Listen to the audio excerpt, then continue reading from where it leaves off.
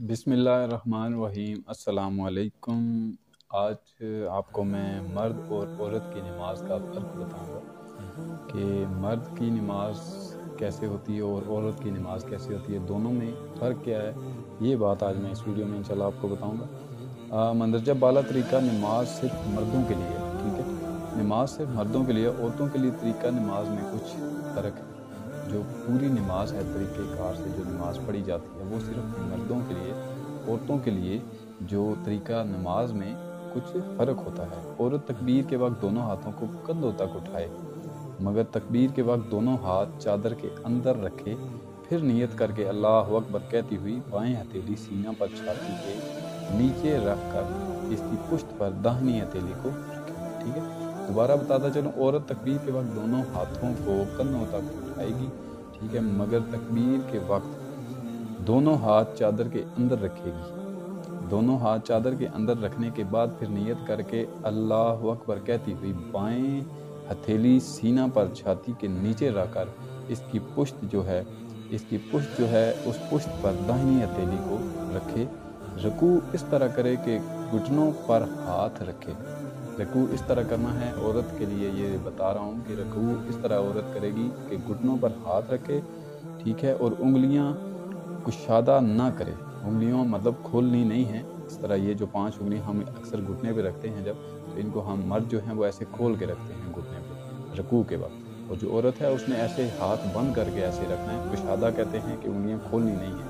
उंगलियों के जब फासला आ जाएगा इसको कुशादा कहते हैं। इसलिए औरत की रकू में जो है वो जब जाएगी और जो घुटने पे हाथ रखना है औरत ने ऐसे, ये आप देख रहे होंगे स्क्रीन पे इस वक्त, ये ऐसे हाथ बंद करके ऐसे रखना है। ऐसे घुटना, ये मेरे हाथ के पीछे फर्ज करें घुटना है, इस घुटने के ऊपर ऐसे बंद करके हाथ रखना है। मर्द जो हैं वो ऐसे हाथ खोल के रखते हैं, ठीक हो गया।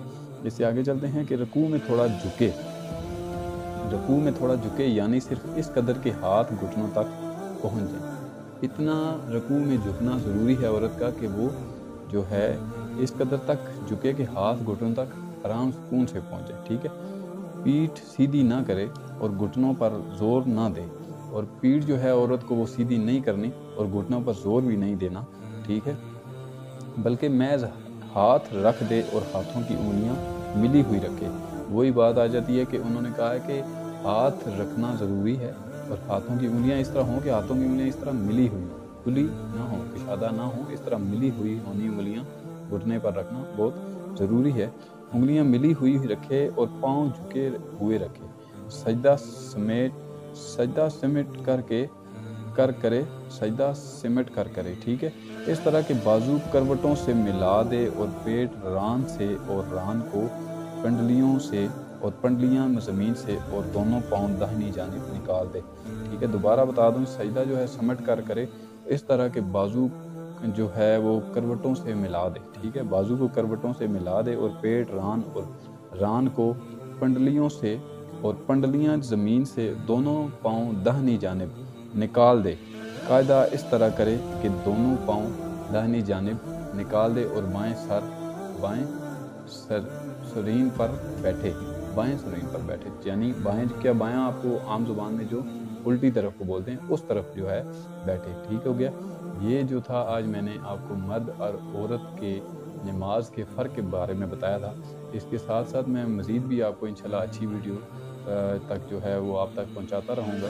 इस्लाम के बारे में जैसा कि मैंने आपको बताया था, मेरा आपसे इंशाल्लाह वादा रहेगा कि इस्लाम और दीन के मुताबिक जितनी भी इस तरह की जो हदीस हैं, इस तरह के जो मसाइल हैं, इस तरह के जो मतलब अच्छी बातें हैं वो मैं आप तक पहुंचाता रहूँगा इंशाल्लाह। जब तक मेरी सांस चल रही है मैं आप तक इंशाल्लाह इस तरह की वीडियो लाजमी पहुंचाता रहूँगा। मेरे चैनल को सब्सक्राइब और लाइक कर दीजिए, ठीक है, ताकि हमारी आने वाली नई वीडियो बआसानी आप तक पहुँच सके। बहुत शुक्रिया। अल्लाह हाफिज़। जज़ाकल्लाह।